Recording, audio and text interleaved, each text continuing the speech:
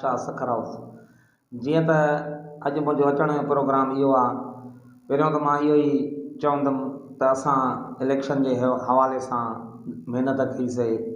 हर वर्कर, हर कारकुन पूरे सिंध जी, पूरे पाकिस्तान में महिनत कई ऐं भरपूर महिनत सां खटियाऊं। पीपल्स पार्टी खटी रही आहे हर सूबे मां, हर ज़िले मां ऐं हर सूबनि मां, माना उनजी फतह थी आहे। हाणे जेको बि आहे ईंदड़ असांजो बिलावल साहब वज़ीर आज़म आहे ऐं इंशाअल्लाह इसके हिसाब से हम यही कहेंगे।